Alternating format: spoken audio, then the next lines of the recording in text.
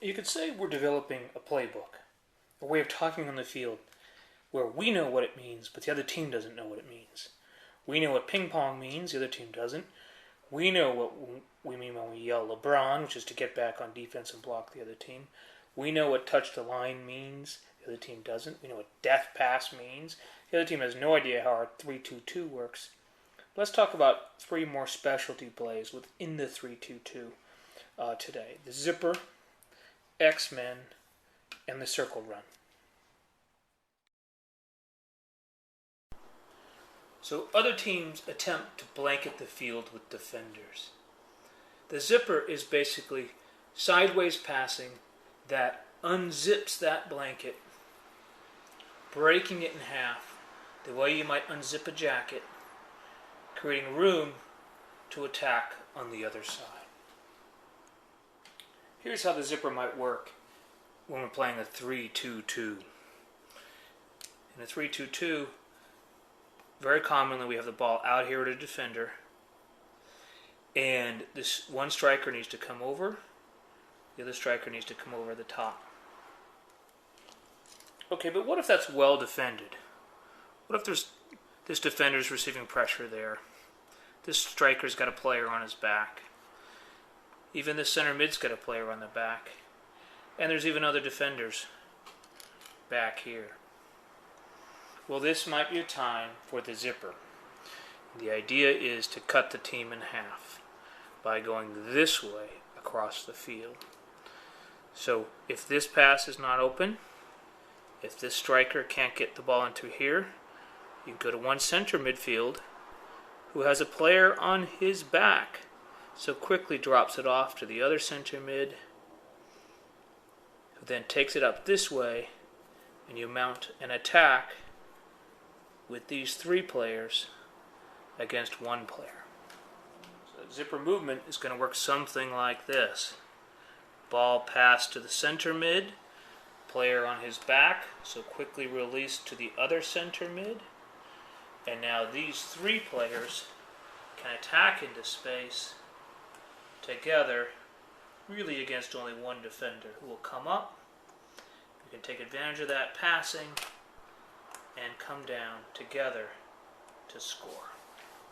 That's the particular zipper play, but it doesn't have to be. Think of the zipper as any passing across the middle of the field to split the other team in half.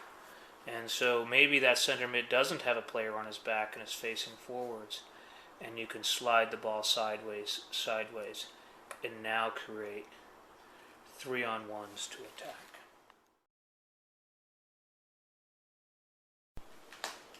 Let's look at another play that can happen between two center midfielders or two strikers.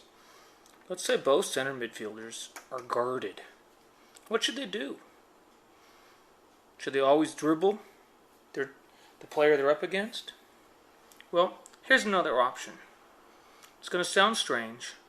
One player starts dribbling right at his teammate. Straight at him. And when this player sees he's dribbling straight at me, understands what to do. It's kind of like a pick and roll in basketball. The defender comes with him, and they run around behind the outside, and this player gets stuck in the crowd, and they come around. The soccer term for this is crisscrossing run. One player goes one way, the other player goes the other, and they crisscross. But if I yell out from the sideline, crisscross, the other team will know what that means. So let's give it a nickname so they won't know what it means. Let's call it X-Men. X-Men is code. The other team won't know what it means, but we'll know what it means. It means the players are crisscrossing, making an X. And some of the time, there's a great pass off that crisscross. Great chance for a goal. Here's a common situation. One of our very strong, excellent central midfielders manages to steal the ball from the other team and is coming up the field, and we have two strikers up there, but we're playing against teams whose coaches have told those players, you guard their strikers, and so both of our strikers are closely guarded. What should the strikers do? So the circle play is basically a big switcheroo, where all the players are sort of rotating in a circle to take each other's places. Circle play basically looks like this. Our center mid starts dribbling right at his teammate. Teammate runs along the defensive line. Far striker goes back and takes the place of the center midfielder, causing lots of confusion for this defender, who's hearing his coach say, "Go with their striker," but wondering if he should go back into the midfield, and he gets taken out of the play.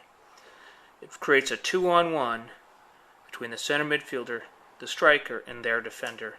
And one of two things can happen. If this defender is listening to his coach and he's been told, "Follow that striker," he will follow them right out of the space and give our center midfielder tons of room to attack. If not, and he decides to come up and defend on that center midfielder, a pass is there for a very easy chance for a striker to score. And the great thing about it is, if it doesn't work, if this defender, say, steals the ball, because the other striker has taken the place of that center mid, we have a defender right in the way to win the ball back immediately. So there you go. You have the zipper, ping pong switch. You have X-Men, which is a crisscrossing run, initiated by one player on our team dribbling straight at another player. And you have the circle run. Center midfielder coming forward, and the two strikers and center midfielders rotating through their positions and creating opportunity, hopefully, for a goal.